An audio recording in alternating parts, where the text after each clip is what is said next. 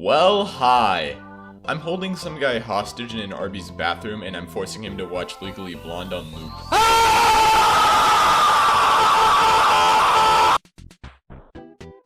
So anyway, this guy really doesn't like me and he literally tattled on me. That's so mean! I overheard the 911 call and it turns out that the police will be here in about 7-ish minutes.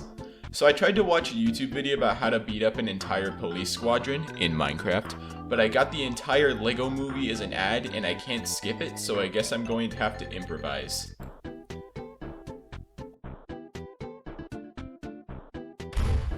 I also have 7.3 petabytes of illegal copies of Donkey Konga. Well, now that I'm going to rot in prison for the rest of my life, I guess all I have left to do is design a combat system for my game. Instead of coming up with my own ideas, I'm going to steal everyone else's ideas and then throw them into a pot along with boxed mac and cheese, but only the cheese bag, then stir, bake it 8 degrees Fahrenheit for exactly 72 minutes and 5 seconds, and then we have my game. But first, I need to figure out what ideas I can permanently borrow. So, Doom, right? I think we've all played it. If you haven't, you're either lying or you're one of those people who blow their mother's life support money on Call of Duty skins. Doom's a pretty good game. There's guns and there's places to keep your bullets until the end of time. Now, even though the amount of lungs I have is measured in freedom units, I would much rather talk about the things that you're shooting instead of what's doing the shooting. Basically, what I'm saying here is that what I think makes Doom so much fun is the enemies. Like, really, think about it. You can have the ultimate combat system, but if the enemies are stinky pee-pee poo-poo, it won't be much fun.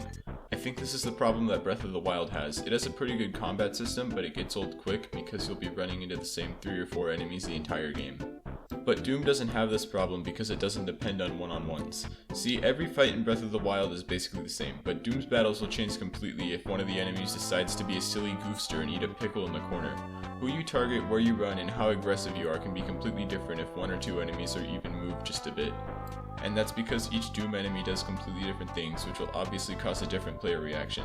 There are these shotgun guys that are clearly inspired by me. They're super weak, but they've been trained for an unholy amount of time in the US military, and they will always hit you. There are walking hot dogs with limbs, which are way stronger, but they shoot fireballs that can be dodged. There are weird looking cows who really want to make out with you for some reason. And then there are meatballs who clearly haven't been to a dentist and also have a terrible smoking addiction if they're able to spit nuclear warheads at me. And then there's the Baron of Hell. I don't know what he does because every time I see him, I just run away while also breaking the record for the loudest sound ever recorded.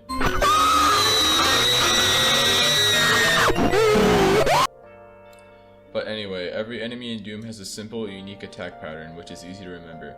This makes it so that when a player walks into a room, they can scan the enemies real quick, and as they all have a unique silhouette, you can tell where they are from a distance and plan around them.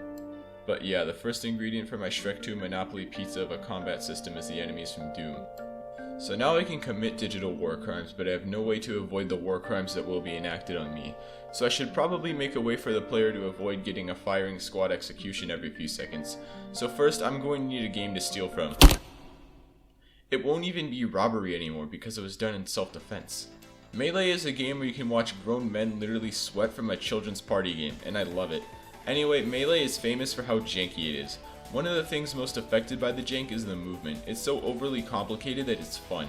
If you watch people have no life and live in their parents' basement, they can move around at the speed of light. And being fast is pretty fun, so I'm going to perform a yoinkity sploinkity and steal the very idea of speed.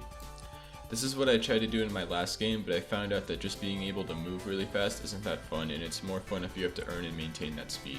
There are also barely any movement options, so I should probably add more. I thought that maybe starting off with a double jump, a bunny hop, and a dash might be okay. So I made it so you could bunny hop for a small speed boost and it would stack with successive bunny hops. So after a while you can move at the speed of light if you know what you're doing. This is going to absolutely destroy the entire game, but it kinda sucked anyway, so I don't care. I also wanted to steal from Enter the Gungeon, where you have a little dash move so you can escape if you get cornered. So that's the plan for the movement, at least at the moment. Obviously there'd be some weapon based stuff like rocket jump or something, I'm just too lazy to write that out. And then I guess there's no point in having this if there isn't anything to shoot, so I'd better use my God-given right to use shooty things. But the problem with that is that guns are kinda boring. But yeah, the only real problem I have with guns is that they're very unoriginal. I've probably been in more things than there are ways to play Skyrim. My toaster can play Skyrim, it just burns the frames into the toast. So yeah, I'm going to make a first-person shooter without any guns.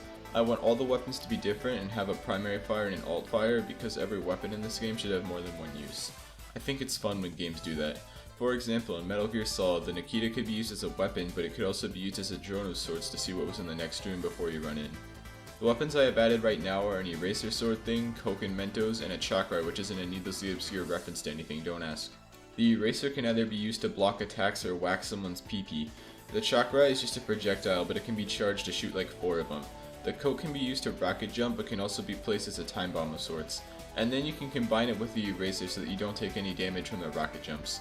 There are a bunch of other weapons I have planned, just not made. There was like a sniping rod, which is a fishing rod with a scope, and you could like snag people. There was also a ping pong paddle, which would let you parry projectiles, and then like you would have a ping pong ball that would charge up, and you could like throw it.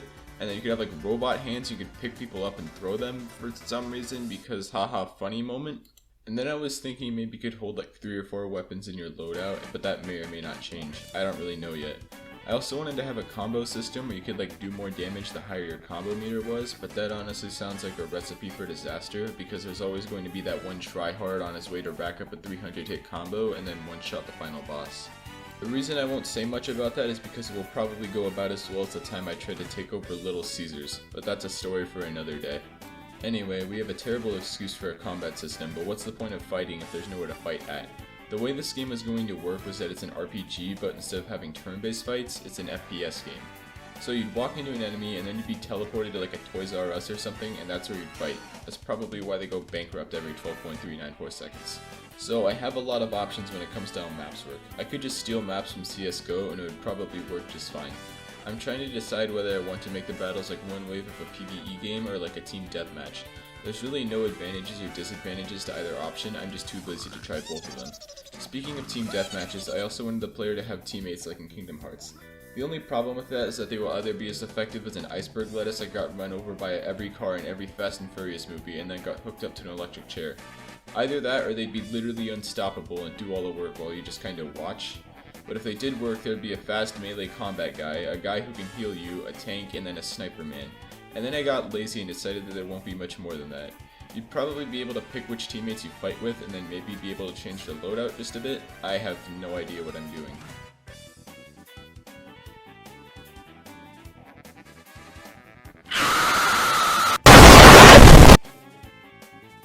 Well, it turns out that the police thought I was annoying and they just let me go because they had better things to do than deal with me. Well, hi. I have a cold, so if my voice sounds weird, that's probably why. So, thank you for watching, and I know I say this in literally every video, but this is probably gonna be my last video for real this time. Like, I wanted to make like a 5-year anniversary stream thing, but after that, I don't really have anything to do, like except for make the game, which I'm working on right now. I just don't. I don't know, man. This isn't scripted. I'm sorry. I'm just ranting at this point. See ya in like, I don't know, 5 years probably. So, goodbye.